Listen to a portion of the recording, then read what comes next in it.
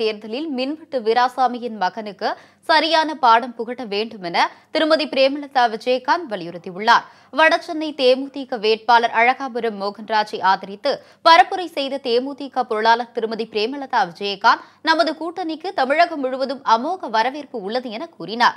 வடசென்னை வேட்பாளர் அழகாபுரம் மோகன்ராஜை வெற்றி பெற செய்ய வேண்டும் என கேட்டுக் கொண்ட அவர் மீனவர்களுக்கு என தனி வாரியத்தை மத்திய பாஜக அமைக்கும் என உறுதியளித்தார்.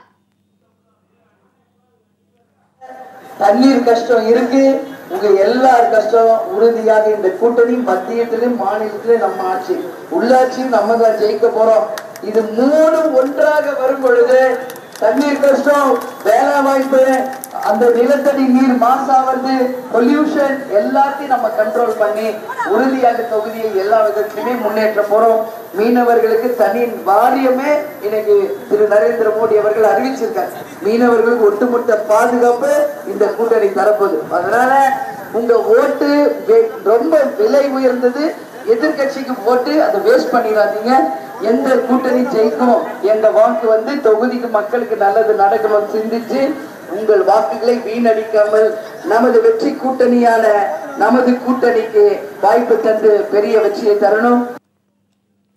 தமிழகம் முழுவதும் மின்வெட்டு ஏற்பட்டதற்கு திமுகவே காரணம் என குற்றம் சாட்டிய அவர் அதிமுக ஆட்சியில் தற்போது தமிழகம் பிரகாசமாக உள்ளது என்றார். இத்தொகுதியில் போட்டியிடும் மின்வெட்டு வீராசாமியின் மகனுக்கு இத்தேர்தலில் சரியான பாடம் புகட்ட வேண்டும் என கேட்டுக் கொண்டார்.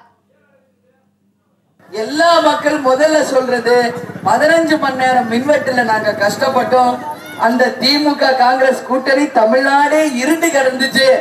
இன்னைக்கு அனைத்து இந்திய அண்ணா திராவிட முன்னேற்ற கழக ஆட்சியில தமிழ்நாடே பிரகாசமாக இருக்கு. எங்கேயும் மின்வெட்டே கிடையாது. இந்த கோடை காலத்துல கூட எங்கேயும் 1 hour கூட மின்வெட்டு இல்ல. இது புரட்சி தலைவி அம்மாவினுடைய சாதனை. இது யாரும் மறுக்க முடியாது, யாரும் இதை மறுக்கவே முடியாது. இந்த நேரத்தில் நாம் அனைவரும் சேர்ந்து அந்த நேரத்தை நம்ம நினைச்சு பார்க்கணும். திமுக காங்கிரஸ் கூட்டணியில தமிழ்நாடு என்ன பாடுபட்டுச்சு கொஞ்சம் யோசிச்சு பார்க்கணும். நம்ம மறந்துடக்கூடாது எதுவுமே. எங்க பார்த்தாலும் கட்ட பஞ்சாயத்து, ரவுடிசம், நில அபகரிப்பு, கொலை கொள்ளை. இப்ப கூட பாருங்க, பிரியாணி கடையில பூந்து அடிக்கிறாங்க, பஜ்ஜி வாங்கி சாப்பிட்டு அடிக்கிறாங்க. ரொம்ப கேவலமா இருக்கு. ஆனா இன்னைக்கு தமிழ்நாடு அமைதி பூங்காவா, இன்னைக்கு நம்ம கூட்டணி ஆட்சியில அனைத்து இந்திய அண்ணா திராவிட முன்னேற்ற கழக ஆட்சியில அமைதி பூங்காவாக இருக்கு. அதனாலதான் நான் மீண்டும் மீண்டும் தமிழ்நாடு முழுக்க தான் பிரச்சாரம் பண்ணிருக்கேன். நமக்கு ரவுடி ஆட்சி வேணுமா, அமைதி பூங்காவாக இருக்கின்ற ஆட்சி வேண்டுமா? இதுதான் நமக்கு தேவை. மக்கள் அமைதியா நிம்மதியா சந்தோஷமா இருக்கணும், அமைதி பூங்காவாக இருக்கணும் தமிழ்நாடு. நிச்சயம் யாரும் திமுக காங்கிரஸ் கூட்டணி தமிழ்நாட்டில் ஏத்துக்க மாட்டாங்க, உறுதியா சொல்றேன். முன்னதாக மத்திய சென்னை நாடாளுமன்ற தொகுதி பாமக வேட்பாளர் சாம்பாலை ஆதரித்து பரப்புரை செய்த திருமதி பிரேமலதா விஜயகாந்த் தொப்புள் கொடி உறவான தமிழரின படுகொலைக்கு திமுக காங்கிரஸ் கூட்டணியே காரணம் என குற்றம் சாட்டினார். மேலும் தயாநிதி மாறன் மத்திய அமைச்சராக இருந்தும் தொகுதிக்கு எந்த நன்மையும் செய்யவில்லை என புகார் தெரிவித்த அவர் தயாநிதி மாறன் மீது 440 ஊழல் வழக்குகள் உள்ளது எனவும் இதுதான் அவர் செய்த சாதனை என விமர்சித்தார். அவங்க அண்ணன் பேரு என்ன? கலாநிதி. மகன் தம்பி பேரு தயாநிதி. இதுதான் எப்பயுமே கேப்டன் சொல்வாரு, கேடி பிரதர்ஸ்.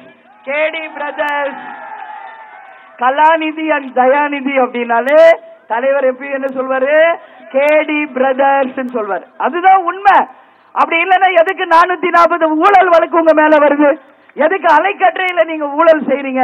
உங்களை கேபினட் மினிஸ்டர் ஆக்குனது மக்களுக்கு உதவி செய்வதற்காக, நீங்க கொள்ளடிச்சு உங்க குடும்பத்திற்காகவா என்பது மக்களாகிய நீங்கள் போடுற ஒரு ஓட்டுலையும் அவங்களுக்கு தர்ம அடியை கொடுக்கணும்னு சொல்லி இந்த நேரத்தில் உங்க எல்லாரையும் பார்த்து நான் கேட்டுக்கிறேன்.